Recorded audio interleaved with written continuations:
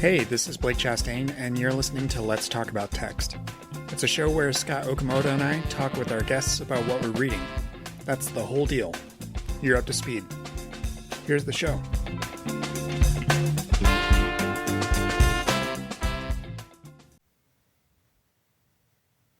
Hello, everyone. Welcome to another episode of Let's Talk About Text. Scott, how are you today? I'm good. Reporting here from ICE-occupied Los Angeles. There's literally helicopters flying over my house because something's going on in Pasadena. Oh, Jesus. So that's good times here, living in through the apocalypse. But it makes a night like this even more important. So we just That's right. This That's is right. why we stay alive and we survive, so we can talk about books and reading and have an interior life filled with imagination and ideas. That's right. And we have two guests for today's episode. And so I want to welcome to the show Betsy Tomczak of Books with Betsy and Emily McClanathan. Emily McClanathan, freelance arts and culture journalist based in Chicago. Emily and Betsy, welcome to the show. Welcome. Thank you. All right, Chicago's in the house. That's right.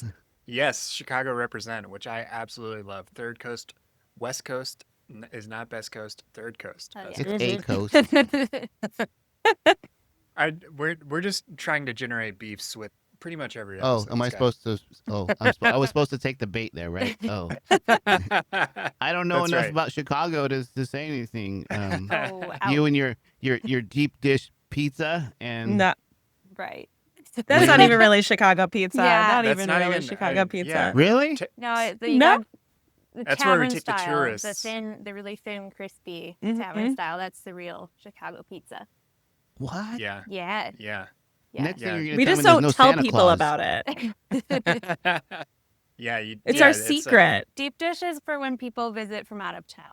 Shit, Mhm. really? Yes. Exactly. You're all not just messing with me, right? Oh, You're it's No, for real. we're not messing with you. This is a Chicago truth. Like Giordano's and Gino's East, the two sort of big places. Those are the Mhm. places we take out of towners.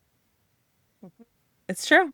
It's well, I'm true. glad I know this now. Like when I come to visit Chicago, Yeah, like, don't give me I that mean, deep it's dish worth going shit. to- Like, give me the real stuff. Like, it's worth going to those places once. I mean, Yeah. if you want a little better, then you should go to like Pequod's or the Pequod's. Chicago. oh, Or the okay. Chicago Pizza Company. So you don't hate deep dish? No, No, just- no. it's a lot of cheese, and like I love. Yeah. cheese, It's a lot of but everything, right? Oh man, It is. It's a lot It of looks bread. like It's a a lot of cheese. lasagna. yeah, it is like a lasagna, but yeah. Yeah. But there's all sorts of variety, and tavern Alright, style my mind is the real blown. is the real Chicago style. So, and that's what we're here to talk about. Yeah. Should be sitting here in Pizza. the studio for the rest regional of the time. pizza styles. Yeah. Well, welcome to Pizza Talk. Yeah. So Emily, you and I initially met because you wrote a piece for the Chicago Reader about my book last fall when it came out. And I very much appreciate our conversation. And then after we're mutuals on Blue Sky, and you reached out if you saw that we had launched this show and said, I love reading and it'd be great to be on the show. And then that's what led to us getting together now. And I'm really excited to hear what everyone is reading, and just this is still a new show. We're still establishing all of our sort of rhythms and everything, but vibe. nonetheless, that's right. Yep. So serious. Yeah. It's a very serious, cerebral show. No humor allowed. So I'm excited to hear what everyone is reading. In general, the gist of the show is that everyone goes around and talks about at least one book that they've read recently that they Mhm. want to share with our listeners. So I actually the one soft point I think in the way the show so far is not knowing, whether we should settle beforehand or just let it play out on the air. Who would like to go first? Ooh. I should lead it off. So Yeah, you think Yeah. so? yeah. All right. Doesn't So matter between to me. Go ahead, Emily. Okay. All right, so I just jump into my book that I was going to bring. Yeah. Okay, I have it. I have show and tell. So, The book is called I Who Have Never Known Men, and the author is Jacqueline Harpman. And I just read this book for a book group that I'm in at Women and Children First, which is a fantastic independent bookstore in nearby. Andersonville, Yes, that's it's the Mhm. best. It's like feminist awesome. bookstore. They've got lots of great like author talks and events. But anyway, they have great book groups too. And I go to their Classics of Women's Literature book group. And this is what we read last month. And so this book is wild. It's like a very dystopian kind of speculative fiction vibe with like maybe a little bit of sci-fi and some mysterious elements. Basically, what it's about is when the book opens, we meet these 39 women and one young girl who's the narrator of the book, and they are imprisoned in this underground bunker, and they don't remember how they got there. Like the older women can remember their lives beforehand, but there's like a gap, and they don't know how they got into this prison, and they don't know who's imprisoning them. Like there are these male guards that like rotate in and out, but they just like live there for years. Then fairly early in the book, I mean, this is on the back of the book, so it's not much of a spoiler, but they manage to escape, this whole group of women, by like this stroke of luck. And then they're just like on their own in this outside world, which may or may not be Earth. We don't really know. And so they have to figure out like how to survive and explore. And they're also trying to figure out like where are we? Like what is going on? Why are we here? And it's this very like, it's pretty short, and it's not a lot actually happens plot wise, but it's a very like gripping, like tense book. And it's a very like the narrator is super interesting because we kind of live with her throughout her whole like growing up and growing into like middle age and even older. She's kind of like she's this really fascinating, probably neurodivergent. She's got this very like, she obsessively counts everything, and she learns how to like keep time with like, before they have any sense of time when they're in the underground bunker, she learns to like keep time with her heartbeats actually. And she becomes like this, she has like this internal clock and like becomes like the clock for this group of women. Anyway, what I found really interesting about the book was just the sense of like trying to find meaning or like figure out like what it means to be human, like in this different world. Because like the other women can all remember like normality before they were imprisoned, but this young girl can't. So she feels like she's really different and like doesn't really understand what it's like to have like normal human relationships and stuff. But she is actually she actually has this really selfless, like she kind of becomes a leader of the group and bonds with them in her own unique way, even though she feels kind of like an outsider. Anyway, I think the other thing I really love about the book was just the way she kind of explores like relationships between these women. Like there's no men in this world, and so they're kind of like forming their own society, and just like the dynamics Sounds like that go on. utopia right now. Yeah. Yeah. And It the other sounds thing like I'll say, Themyscira or something. the author was born in Belgium in 1929, and her family had to flee Belgium during World War II. And so there is a lot of like, you can see a lot of like Holocaust imagery like in some of the descriptions. Like it gets fairly dark in some parts.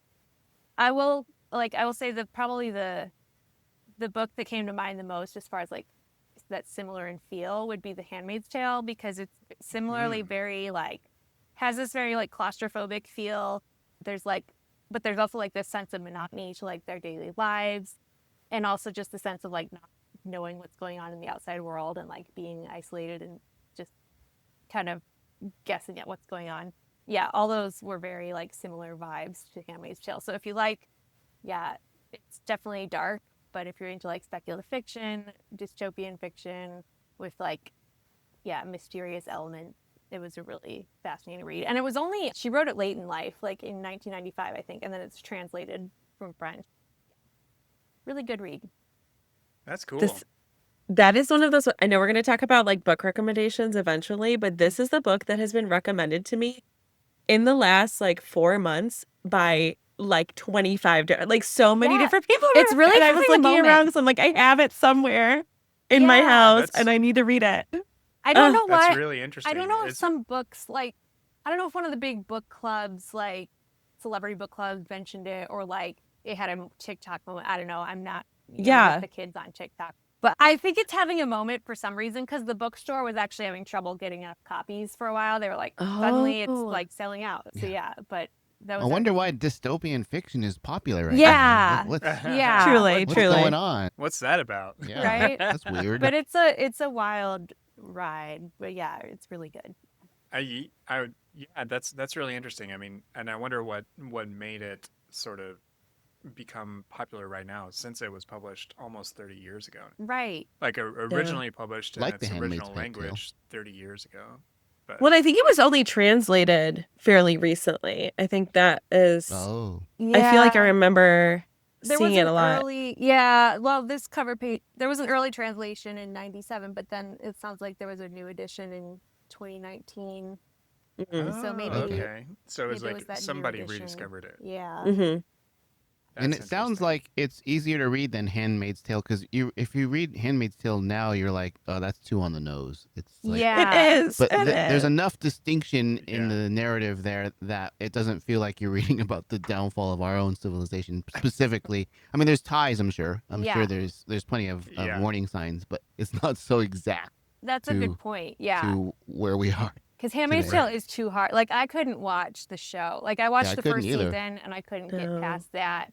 I like the book, but yeah, this I Who Have Never Known Men is it's a little more distanced. And because they really don't know what's going on or why they're there, it's like you don't even get that history of like, Mhm. in Handmaid's Tale, you kind of learn about the fall Yeah. of like the former, regime and Yeah, how they and then you became a read the theocracy. newspaper and Yeah. you're like, yeah, this is a one-to-one Similar. comparison Exactly, here that's yeah. happening. Yeah. Yeah. Oh, that's crazy. I know. I'm going on vacation literally on Friday, and I just need to take it with me and Yeah, read it's it because it's so short. It's It's like I can less just than throw it in my 200 bag. pages. Yeah. Yeah.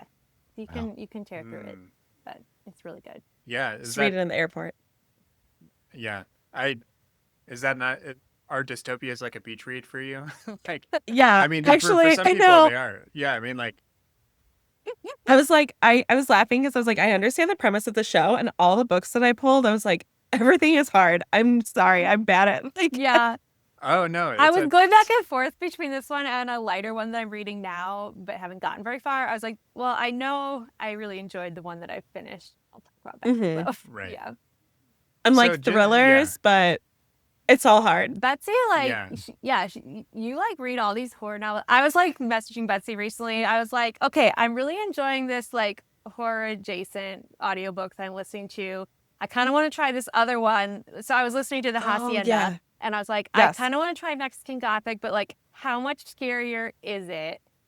She was like, a little scarier, but like, you can give It's, it a like, try. 'Cause I'm a creepy. wimp. I'm a wimp. But I like there are so many horror novels that sound so interesting to me. Like the premise sounds Mhm. amazing, but I'm such a wimp. I'm just like I'm trying to like dip my toe into the world of horror a little bit.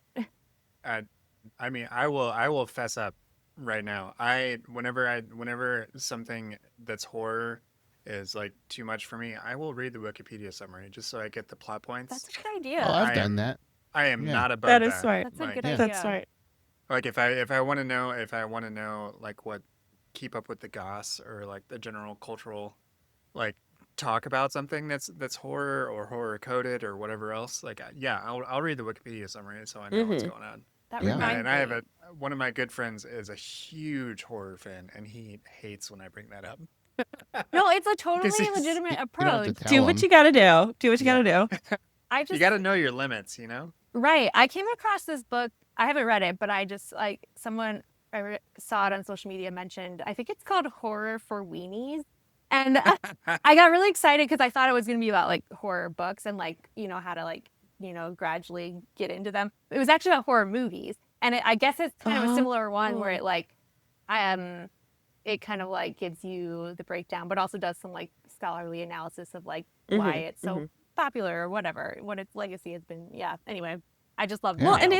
it's traditionally, I mean, like one of the reasons I love horror and I feel like it's so underrated is because also in times as we are existing in reality, like reality is scary, but also horror is a way for a lot of people to process a lot of those things, and the trends in horror have often followed what people are afraid of in reality. So like vampires were very popular in the 80s because people were afraid of AIDS. Like zombies were very popular in the like 2000 like zombie stuff, and COVID definitely went hand in hand. Like that the history of like what is popular in horror when very much follows like what people are actually afraid of in real life, and that's really interesting to me. Yeah. So But can I ask a follow-up question? And this is specific to this group of people because it includes like oh Christian yeah. university I don't know students anything as about well that. as Yeah. well as Scott who taught at Christian University for a while. One of the more interesting classes that I took at in undergrad at Indiana Wesleyan was we had this short thing called May term, and it was Mm-hmm. basically just like and some people have J terms, which is like January or whatever, but we had May term. And what that meant was you just had like one intensive class that you took for 3 to 4 weeks, and you got like one credit, and it was really chill. But I took a Gothic novel, so Mm-hmm. it was Cool. actually a lot of fun because we read Dracula, we read Frankenstein. Frankenstein, we read some Mm-hmm. really weird stuff like Confessions of a Justified Sinner, which is by this Mm-hmm. author named James Hogg, which like may or may not have been one of the first interpretations of what could be considered like a split personality in literature, in Western literature at least. Really, really an interesting class, but in that context, the professor sort of had to like say that the main purpose of horror was like to like overcome fear, or Mm-hmm. like there had to be some sort of redemptive quality because it's Mm-hmm. Christian college, Right. it had to be like Yeah. Sure. edifying in some way. Do you guys sort of reject that as sort of bullshit now, and like then horror is just like a way to confront your fears in like Mm-hmm. in as weird as it may sound, like a safer space than our reality, or is that like, or like how do you take that sort of thing? And this is a Yeah. total random thing, but I just thought Yeah. the Good. four Good people call. that are on a call right now, like you'll have some interesting insights. Not to give like a shameless plug, but episode, I think like 3 or 4 of my podcast, I was with one of my very good friends who's like a horror expert, and it's Mm-hmm. titled A Safe Place to Have Bad Feelings with Tim Mueller. And he does a really good job of describing that experience of like horror movies, horror books. Like you're able to process a lot of those feelings in a place that is safe because it's not actually happened. Like we're all agreeing of the in a movie that's not actually happening to somebody. In a book, it's even less happening because nobody has to participate in acting in it or whatever.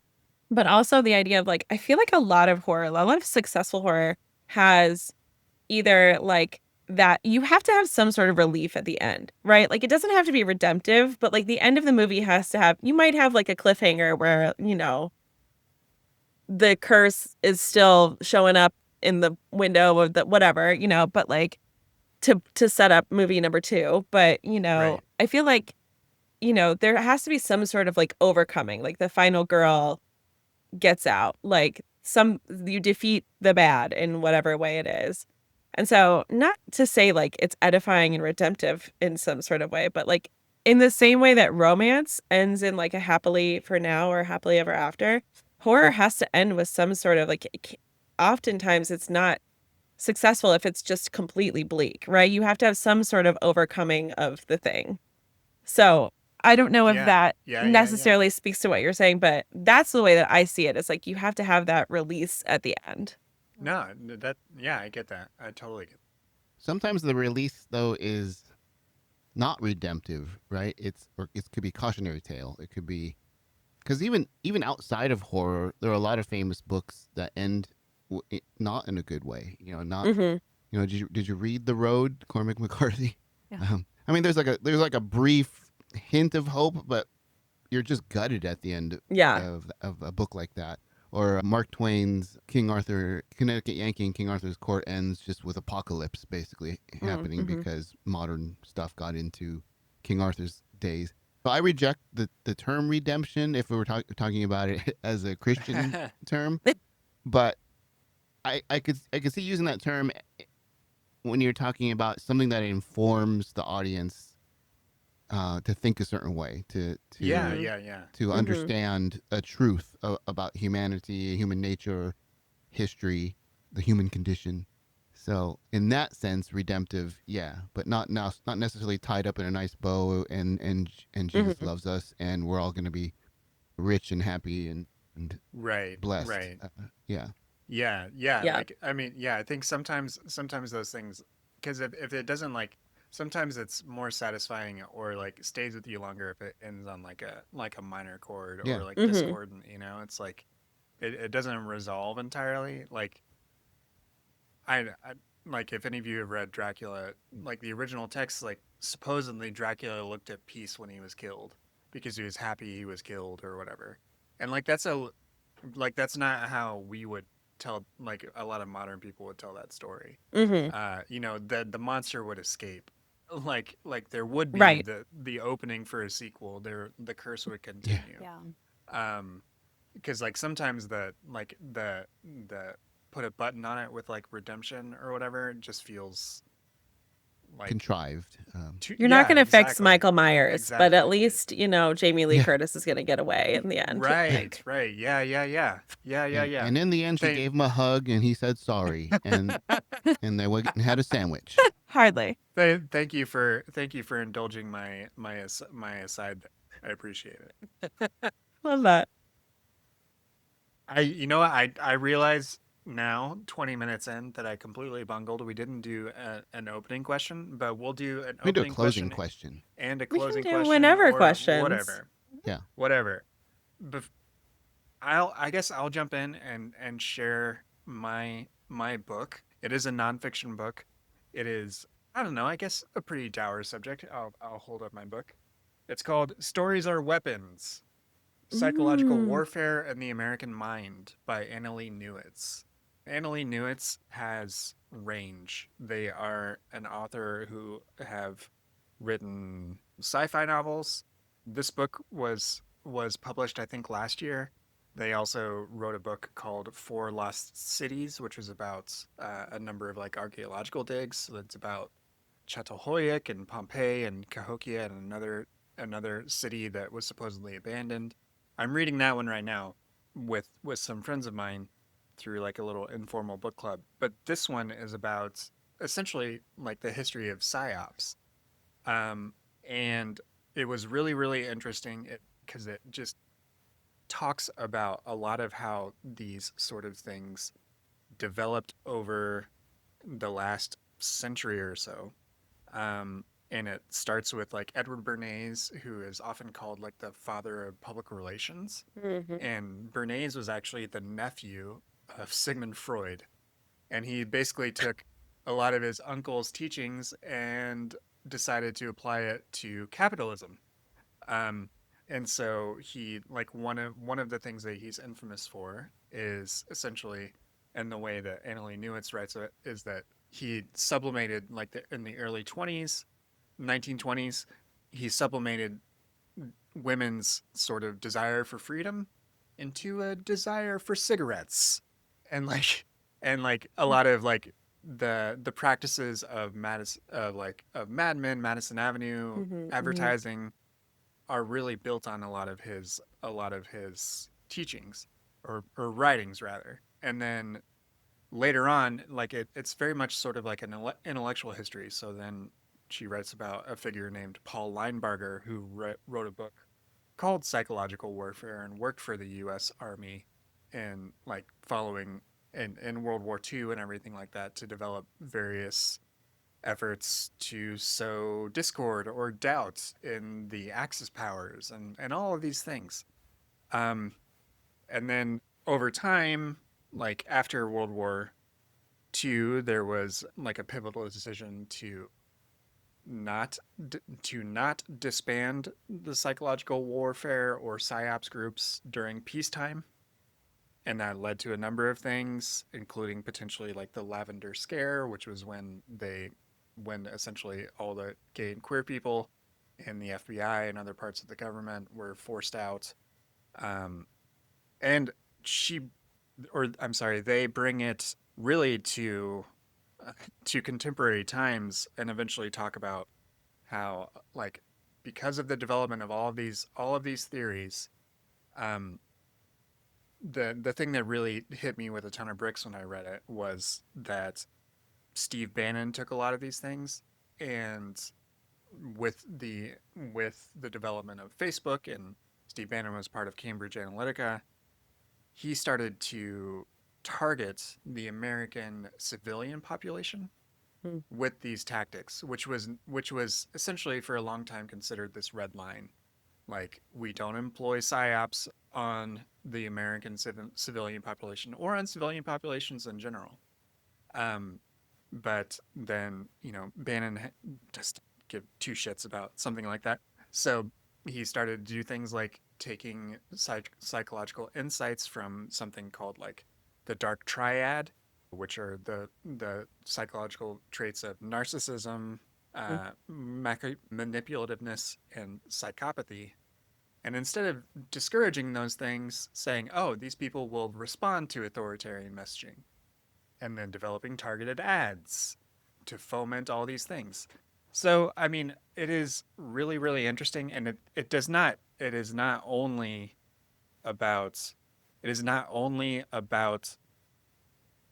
all the bad shit. It's also about Mm-hmm. like how do we respond to this? And so like that is sort of the last couple of chapters, and then Newitz really delves into examples of there's a whole chapter called History as a Gift, and it's all about like true reckoning with our histories and our heritages as Americans, and examples from indigenous groups have who have rituals like potlatch rituals that find a way to both acknowledge and sort of reconcile difficult parts of our histories. It's not entirely dour, but in the very way in which stories are weapons, or the way in which we learn from what is shared, it was really great and very effective. The other book, Four Lost Cities, the way in which Newitz writes is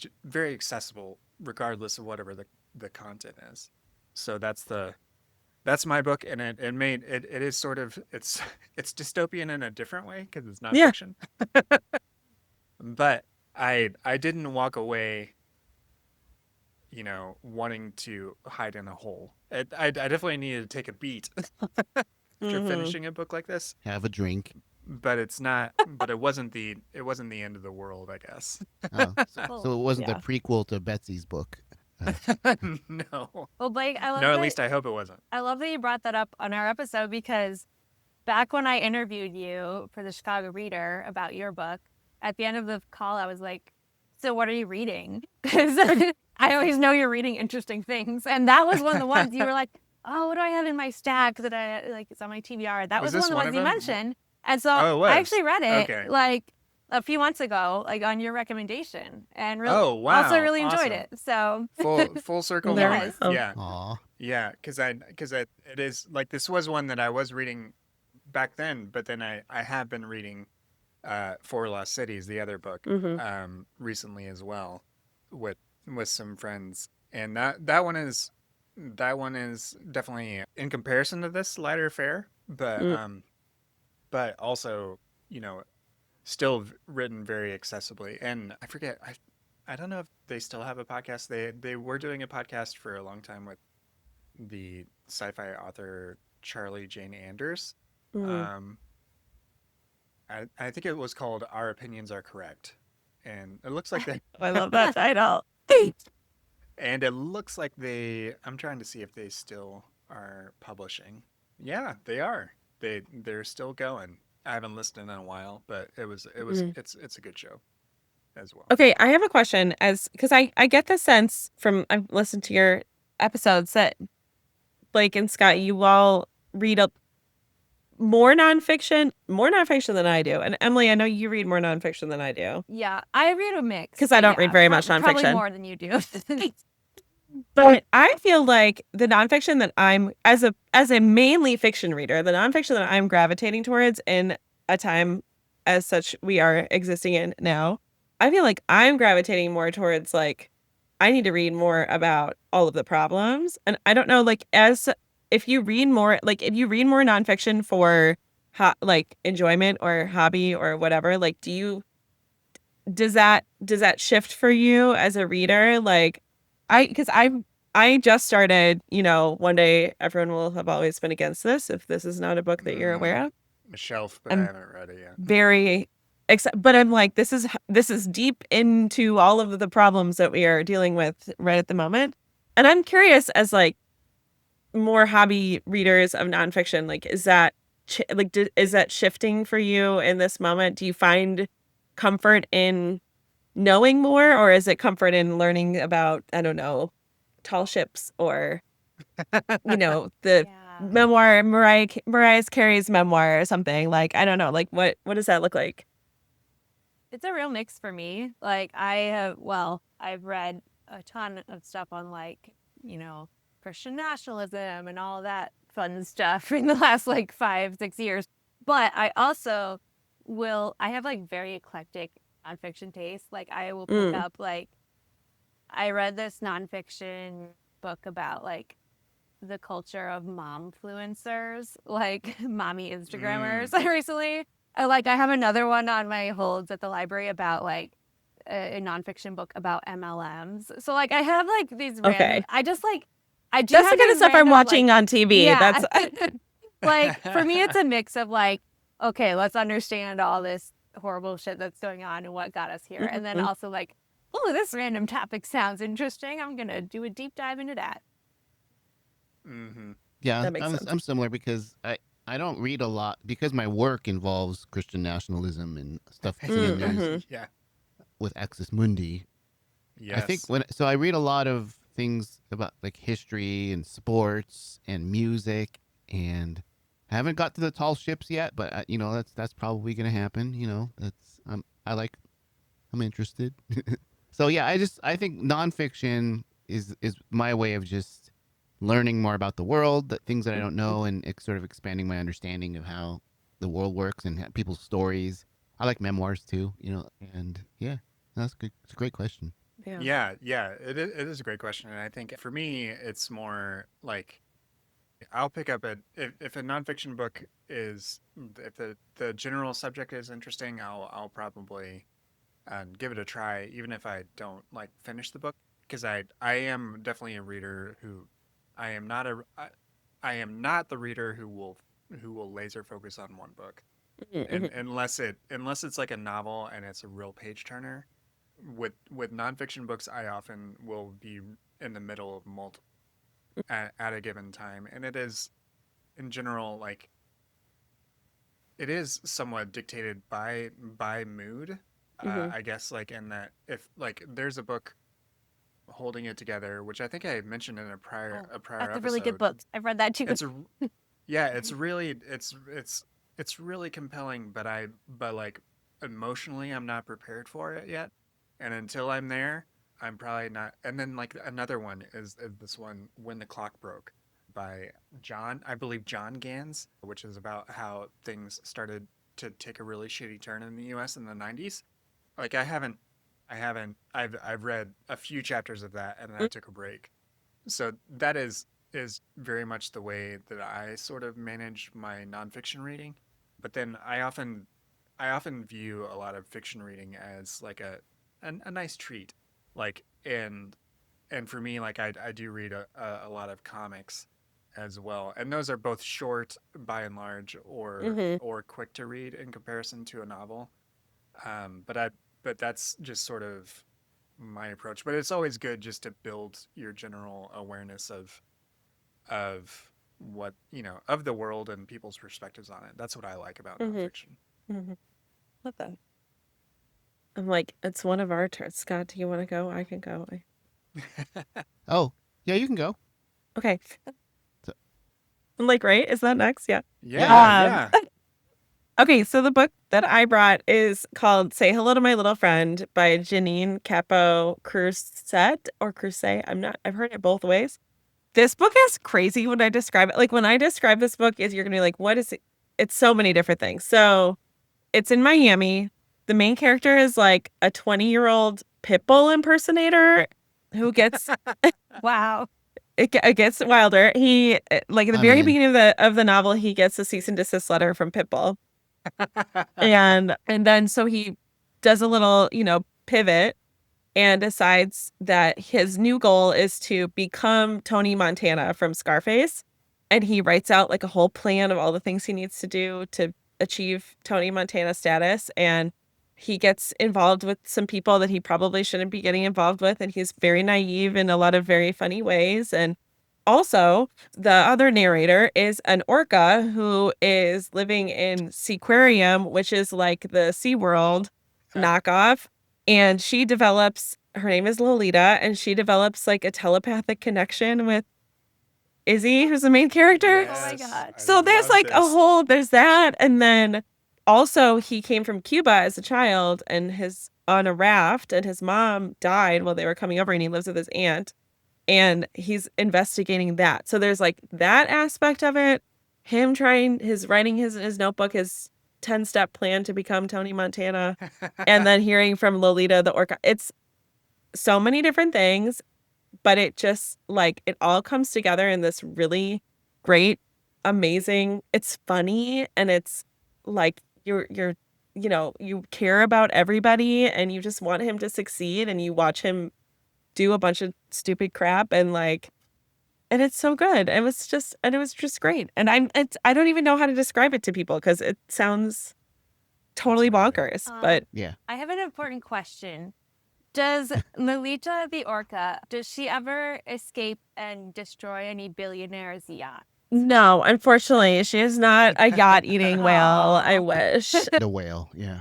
And it's not as like, because I was telling somebody about this and they were like, oh, that sounds sad. And I was like, it's not great, like her living here, and you will learn more about what that all entails. But it's not like her parts are all super depressing in the way that they like very well could be. So yeah, Yeah. it's wild.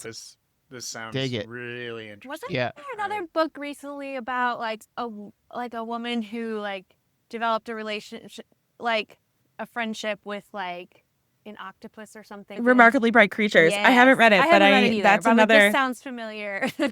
Yeah, you get some of the book from the octopus Yeah. perspective. Okay. So I love a non-human narrator.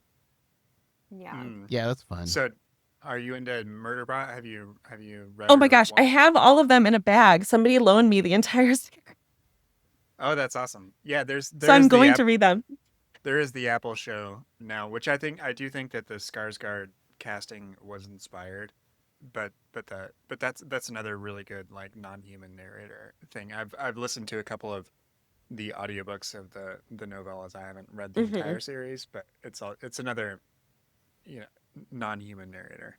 Yeah. Well, and they're so short. I was like, it's somebody, I run a book club at a brewery in Chicago, and it's somebody who comes to my book club, and I was talking about Murderbot, and I was like, I really want to read these books, but there's like a bunch of them and they're all short. And then do I order like a box set? Can I get them? Like, I don't know. What's the best format? And she was like, I'll just bring you the whole series. And so like the next Awesome. book club, she came with a tote bag with the entire series of Murderbot. And I was like, yes. That's a good friend That's because amazing. I'm one of those people who's Yeah. like very scared to loan out books or at least books that I love, because I'm like, unless it's somebody I really like trust. Mhm. I Sometimes take very good care of Yes, other I people's would loan books, books to so. you, Betsy. I would. Okay, thanks. But yes, Aw. you are on the short list of people I would loan books to. Book-worthy Yeah. friends. That's true friendship. Yes. That's a really interesting book. I am adding that to my list for sure, because just the novelty of all of those various elements. It's great. That's great. All right. Well, I guess I'll bring it home.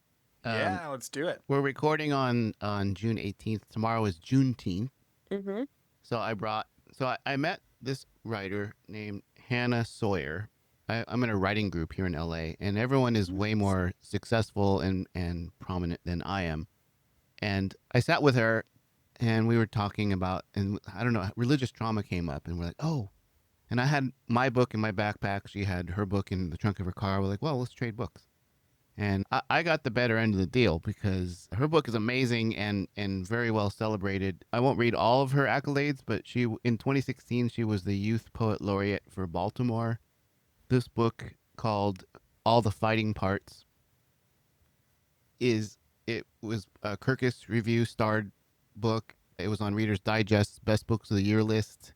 Um, and there's about 20 other things on my screen that I won't bother reading, but like, and it's fascinating because each page is written like a poem, so it looks intimidating, but it's not. It reads like a novel. That's And cool. so the story, you learn it in the first few pages that it's told from the point of view of a 16-year-old girl in Baltimore who's, a regular kid who has a boyfriend and a best friend, and they go to this church. It's like a huge mega church for the black community in Baltimore, and you learn immediately that she has been sexually assaulted.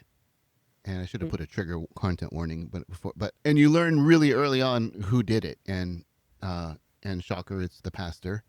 And the rest of the book is sort of like told through her voice, and then like there's the police interviews, and she's trying to navigate the aftermath. And I haven't finished it. There's 10 more pages, and so I stopped reading it before I came on here, so I don't know how it ends, and I'm trying to tee it up for people who are listening too, because yeah, I have about 12 more pages, but it's a fascinating look at this church culture and how people respond. And oh my God, is this timely? Because every day on social media, I'm hearing about a pastor who has been accused or convicted of things like this, or CCM stars these days, right? That's happening. The SBC is what I thought of, and the cover-ups, and how the people immediately go into like at least two camps of, oh no, he's a good man, and it was her fault, or it was all the things, but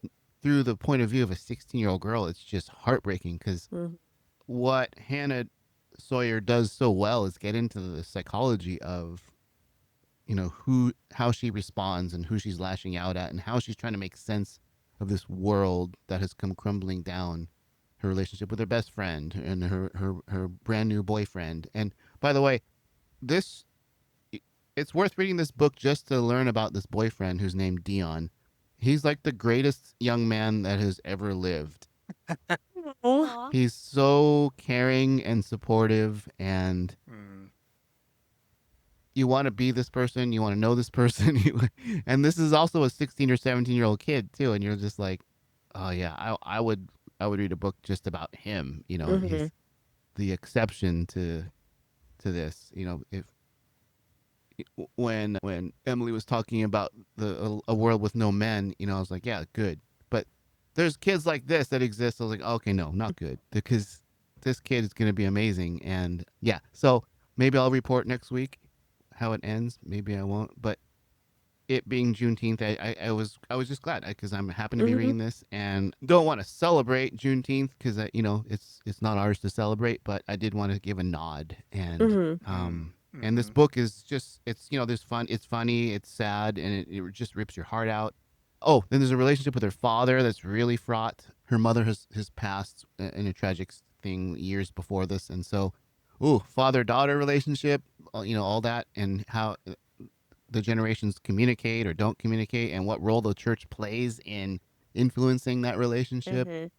Not good. Yeah. It's just, it's a quick read, even though it looks like a big thick book.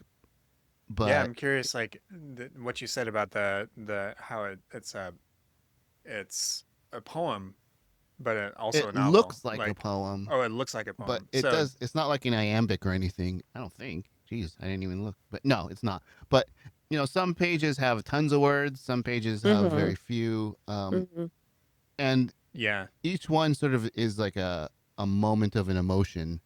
as the story is unfolding. And so in that sense, it kind of is a poem. Oh, That That's sounds really amazing. that's a really cool like use of the book medium, like yeah. Mhm. to lay all that out and to And this came out a few years ago, and she has a book coming out supposed to be this year. She's been having a little difficulty with the publisher. that's annoying. Hopefully it'll be this year, a new Mhm. book. But yeah, Hannah Sawyerr, she's a super cool person. I can't believe I get to sit next to her and write because like That's awesome. That's so That's a cool. lot. I That's a don't lot of fun. it wasn't anything I did.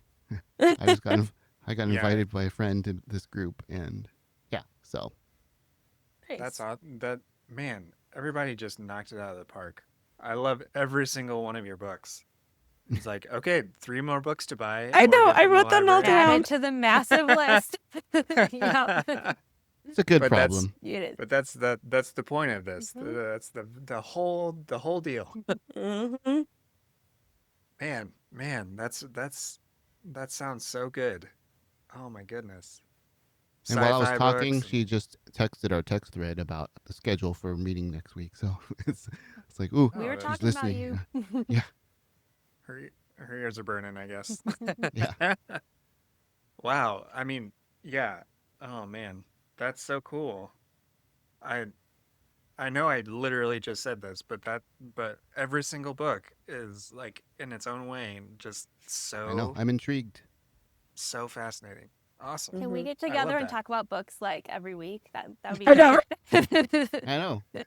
Just have like a Zoom hang for Yeah. book hang. Yeah. Yeah. Oh man, that's awesome. I like I want to dwell on this, but that does not make it for good audio. So like Yeah. so let's keep it moving a little bit. Yeah. You had a And question, right? For I had a couple of questions locked and loaded. Which one should we go with? I liked the childhood one. Yeah. Mhm. All right. So we did skip the opening question and we just got right down to business. But for our sort of closing question, before we do all the plugs and all the stuff that we do in the podcast game, I'm curious what and we'll I guess let's go in reverse order from the way we went. So we'll start with you, Scott. What was like a favorite book or like franchise or type of characters if it was a series Yeah. like when you were a kid that you Yeah. As soon as that I you saw the liked? question, I knew what my answer was. I think I was in 4th or 5th grade when I checked out the Book of Three, which is in a series called The Chronicles of Prydain. And Disney made a movie called the Black Cauldron that tried to sort of distill Mhm. all 5 books into one 90-minute movie, and I was so mad. It was like didn't even get close to the story, but it's a fantasy book. This land of this kid who's a assistant pig keeper, and he goes on all these adventures, and he meets a bard and an animal like Chewbacca kind of character who speaks English, but and a beautiful princess who and my little lonely Asian kid self in an all white school just like ate this shit up. Like read all 5 books in 5 weeks, like and read it again like the next year. So I think it was 4th and 5th grade. So I think what is that like 9 or 10 years old, right? 10 or 11. And Mhm. it's right before you hit puberty, and so you're just starting to figure out the world around you, and I felt like having this fantasy story be so engaging and so thoughtful with conflict and potential danger and how a kid growing up navigates this fantasy world to me was really instructive to how I thought I wanted to be as a young Hmm. Christian kid and a young man in suburbia. Mhm. And so yeah, it was really Lloyd Alexander is the writer, and don't watch the Black Cauldron, or actually if you want an intro to it, I guess that's did any of you see that? I think it came out in, I like, the did 90s. when I was a Yeah. kid. I remember that. Yeah. Yeah, so those are the characters, and so yeah, that was mine. Huge in my development as a prepubescent kid. I love that. I have a very hard time narrowing this down. I have a lot of favorites from childhood that I vividly remember. I of Here's Matilda. I read every single Roald Dahl. Every time I went to the library, I went to the Roald Dahl section and saw if there was a book that I hadn't read yet. So I read everything he's written. But the one that I remember, I'm gonna do two weird ones that like people don't talk about very often. One was the only one that I ever convinced my mom to subscribe to the series in the Scholastic Book Fair. Like when you got the catalog or whatever at the bottom, it was like, okay, subscribe to this one and you get a new book every month. And it was like a different thing every time. It was the Bailey School Kids, which was like, this is early horror, like baby Betsy reading horror books. But like basically it was like the first one is vampires don't wear polka dots. And every book was like somebody who worked at their school was a monster in some kind of way, but they were like funny. It was like vampire, werewolf, mummy, like the mummy working in the cafeteria or whatever. Like it's just like, and they had to like solve the mystery. When I was in high school or college and my mom was cleaning out my room, she found all these books and she donated them to my elementary school library. And I really was like hoping that they would be like, this is the Betsy Maiden Name Welander Bailey School Kids collection, but I don't think it got like a plaque or anything. But that was one that I like loved, had all of them. And then the other one that's like weird and it's out of print, doesn't exist. People always talk on my show because I ask about like early reading memories on my show. I have so many people talk about the Babysitters Club. I did not care about the Babysitters Club, but there was a spin-off of the Babysitters Club called the California Diaries, which was where one of the girls from the Babysitters Club moved to California. And then because I'm a sucker for like a journal, an epistolary novel, a novel told in journal entries, whatever. Every book was a different one of the girls that she made friends with in California, and they were much darker than the Babysitters Club. It was like dealing with like parents getting divorced, anorexia, like bullying, like all of these like big problems that kids have. You can't get them I've tried to get them because I want to read them again and be like, what was Even with happening the in my little brain? Yeah, the Babysitters Not Club's like grabbing. popular again. I think they were just like so dark. They're like, we don't need to do this again. Oh. But if you read digitally, it looks like there's Kindle versions now. okay, I'll get the Kindle. I'll get the Kindle versions of them. This is a more beach reading, for my vacation.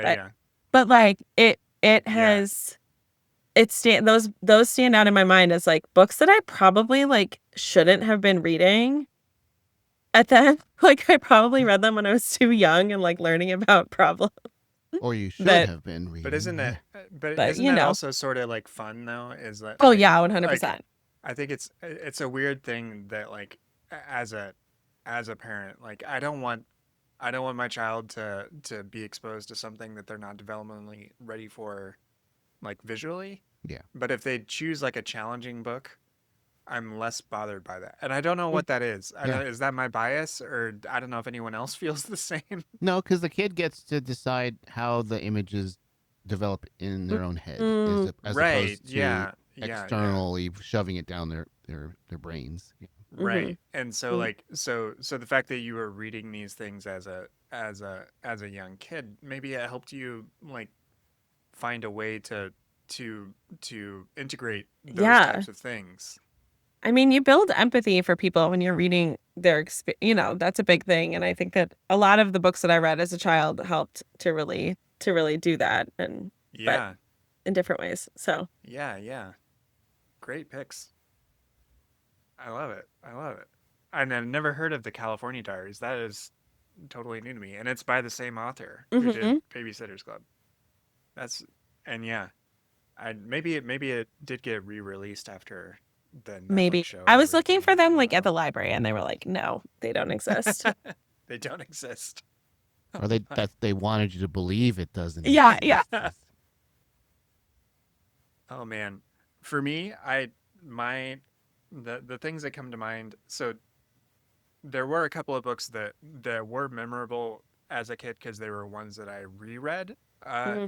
Those are Maniac McGee and Where the Red Fern Grows, like both staples of the Indiana public school system in the 80s and 90s, I'm sure. But the series that I really liked and the person I felt like I wanted to be was Encyclopedia Brown, and just that whole series, like, even though now a lot of the details of how um, Encyclopedia Brown just solved crimes and those sorts of things are fuzzy.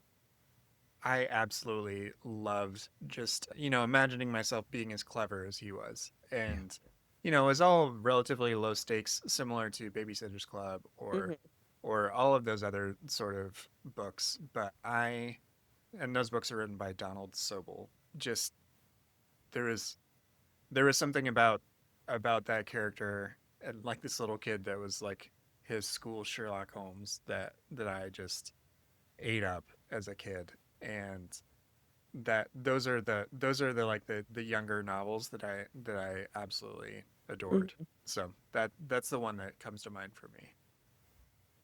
All right. Emily, what about you? Love Yeah. those. Bring us home. So there are a lot I could mention. I mean, I read a lot as a kid, but by far the most formative for me is definitely going to be The Lord of the Rings, which has been a lifelong favorite. But I got into them shortly before the movies came out. I was like a preteen when the movies started coming out, and my older brother had been really into the books for years. So, and then all my older siblings got into the movies. I was too young. My parents were very strict about movies, so I had to wait for the DVDs to come out. But I got really into the books in the meantime and tore through them. I was like that nerdy kid who was like trying to teach myself to write in like Elvish and like the Dwarvish runes. Like my mom let me like cut up this old like bed sheet to like make an Arwen dress. Like it was all the Amazing. things. Amazing. But yeah, like I said, it's been I mean, they're still like my all-time favorites. Mhm. And you just, the great thing about those books is how you can really grow up with them and like Mhm. find different things in them at different points in your life. I think right now, I mean, with gestures wildly at everything going on, I think right now, like, there's just a lot of hope to be found in them about Mhm. like Mhm. just the importance of small actions, small acts of kindness, small acts of friendship, and that can be what courage and bravery looks like in hard times. And then so like I said, they just have been lifelong companions. I got my first tattoo like 4 months ago, and it is Lord of the Rings inspired. So I'm very proud of it. Awesome. Yes, so that's the one. That's all I'll say about that. But very special Love to that. me. Nice. That's Okay, great. as people who are from the evangelical world, how many people did you know growing up named after a character from Tolkien? Because I have two. Ooh. You have two? Oh, Did I actually? Strider? What? Strider. That's Our pastor, Amazing. one of the pastors from when I was growing up, his son was named Strider, and there was a girl at Wheaton named Arwen, but she was older than me, so I don't know if you So ever we wouldn't ever have crossed paths with her. Yeah, Yeah. yeah, you and I were a couple years apart. That's I amazing. don't think I knowingly knew I anybody. don't think I knew Yeah, I anyone. don't think I do So either. funny. No. I feel like I assumed it was just a thing. But I mean, because going to Wheaton, we had there's a little museum on campus called the Wade Center that had like all these artifacts from like Tolkien and C.S. Lewis and like the other like Inklings and such. G.K. So, like, Chesterton. yeah. And, So like the wardrobe that supposedly inspired like Lion Witch wardrobe Wheaton is has there. that? yeah. Yeah, it's pretty cool. It's yeah, but so bunch of fellow Tolkien nerds at Wheaton. That was Mhm. Yeah. My mom made me read the books before I could watch the movies, and I vividly remember like finishing The Two Towers, sitting in the movie theater like during the preview. oh my gosh. She was like, "You Right have to down to the finish it wire. before you Just go watch got the under the movie." wire. Right under the wire. That's You're like, awesome. don't start the movie yet. I know. I got 3 more pages. Well, and the Two Towers book ends in a different spot than the movie of the Two Towers ends. Yes. Yeah, it does. So It you could have does. actually skipped the last 2 chapters and still been fine for the movie. Oh. But like you wouldn't have known that when the movie was just No. coming out. Yeah. Yeah. I didn't know that. Because don't Frodo and Sam run into Shiloh, but at the end of Two Towers, Mhm. It put ends. that The in book ends with Return of the Sam. King. Like the orcs are carrying off Frodo after Sam thinks he's died, and then he learns that he's Mhm. not dead, and like, and then Yeah. gotta wait for Yeah. next. Oh, man. Yeah. That it's been that's one of my dad rereads the books every year, and he's done Mm. that, I think, for most of my life. Literally, last time I saw him, he was like, "Which?" Because I think at one point we had loaned him a copy because his had broken down, Oh, Oh, but it ended up being a copy that belonged to my wife. And anyways, it was just a funny thing that we literally just talked about it one of the last times I saw him. He's like, "Whose copy did I borrow?" I love that. Yeah, I used to listen to that. Well, back when I still had a car, I don't have one now in the city, but like I used to, that was like my car, like the audiobooks. I would just kind of listen to them on loop in the car. Oh, that's So awesome. I don't get through them every year now, but I still go back to the audiobooks, especially. Andy Serkis has narrated new versions of them, Oh, and they're really great.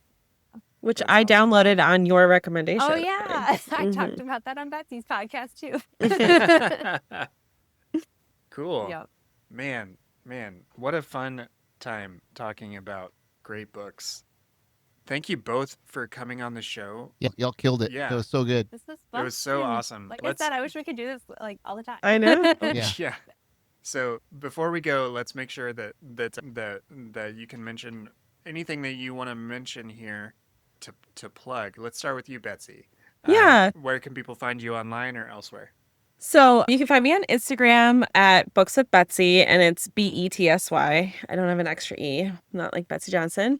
And then I also have the podcast, which is also called Books with Betsy, and I interview a different reader every week just about their reading life. It's a very good time, and I'm always looking for guests.